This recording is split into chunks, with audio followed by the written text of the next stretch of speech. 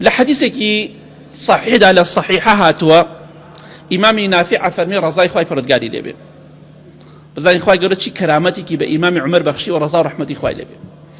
أفرمي إمام عمر كوري خطاب رضاي خواي لبه لشاري مدينة سريكي نارد جماعتي نارد بو غزا أو كاتا غزا كان لقل فارس كان بو إمبراطوريتي فارس بەڵێ ئیمامی عومەر ڕەزای خوای لێ بێ پیاوێکی کرد بە گەورەی ئەو جێشە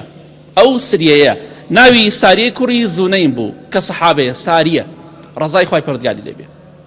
جێشەکە ڕۆشتن جەماعەتەکە ڕۆشتن بۆ غەزاکردن لەگەڵ بتپەرست و ئاگرپەرستەکانە جەنگ و جیهادیان دەکرد بەڵێ سەحابەکان لە شاری مەدینەن کۆمەڵێکیان دەفەرمێ ئیمامی عومەر خوتبەی ئەدا کاتی نوێژی جومعە چۆن تەشبیهات نەبێت من خوتبە ئەدەم تاوانباری ئەوک من لەکوێ ئیمام عومەر لەکوێ ڕەزای خوای پەروەردگاری لێ بێ خوتبەی ئەدا لەناو خوتبەکەدا لە ڕۆژی جومعەدا خوتبەکەی وەستان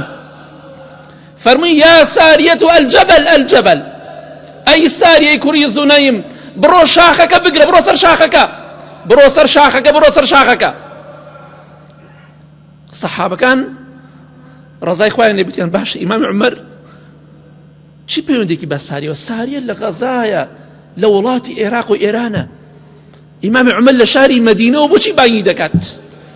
ئەی ساریە بڕۆ شاخەکە پشت بدە بە شاخەکە و بڕۆ سەر شاخەکە ئیمامی عومەر لە خوتبەکەی وەسان و بانگی ئەو سەحابەی کرد ساریە ڕەزای خوای لێ بێ دەفەرمێت کە گوێم لە سەوتەکەی ئیمامی عومەر بوو ڕەزای خوای لێ بێ لام کردەوە ئیمام عومەر لەرە چیەکە وەڵاستێکم ئیمام عومەر دیار نییە ئەڵێ ڕۆشتینە شاخەکە پێشتر شکا بووین ڕۆشتینە شاخەکە شاخەکەمان گرت خوای گەورە سەرکەوتومانی کرد بەڵێ سبحان الله لە بینی ئیمامی عومەر و ساریەدا یەک مانگی ڕێگا بە پێ بڕۆشتا یەک مانگی ڕێ بوو یەک مانگی ڕێگا ببڕی بە پێ چەندێکە ئیمامی عومەر ڕەزا و ڕەحمەتی خوای لێ بێ بە فەرمانی خوا هاتە سەر زمانی بانگی ساریەی کرد شاخەکە بگرە چۆن ڕێ هاتە بەرچاوی شاخەکە بگرە بۆ ئەوەی سەرکەوتوو بی بێگومان یەکسەر چوونە سەر شاخەکە و شاخەیان کرد و خوای گەورە سەرکەوتویانی کرد ئەمە پێڵێن کەرامات ئەو کەرامات نییە سەجدە بۆ بەرن دەست و قاچ و ماچکن ئەو کەرامات نییە ئەوە تەکەببور و لە خۆباییبوون و خۆ بەزلزانینە کەرامات ئەوەیە بەدەست خۆت نییە هۆ ئیمامی عومەر ڕەزای خوای لێ بێ سەرەتای خوتبەکان نێزانی خوا ئەم کەراماتی پێبەخشەیە بۆیە کەرامات ئەوە نییە خەڵکی سەجدە بۆ بەرێ خەڵکی کۆیلایەتی بۆ تۆ بکە کەرامات ئەوەی خوا پێتی ببەخشەیە ئەمە ئیمامی عومەر بۆ ڕەزا و ڕەحمەتی خوای لێ بێ بۆیە دەفەرمێ دوایی سەیریان کرد ئەو دەقەی کە ئیمامی عومەر ڕەزا و ڕەحمەتی خوای لێ بانگی ساریەی کردووە ئەو دەقە ساریە گوێرە دەنگی بووە و بە ئیزنی خوا سەرکەوتویانی کرد یەک مانگێکیش ڕێگا بینیان بوو ئەم پێڵێن کەرامات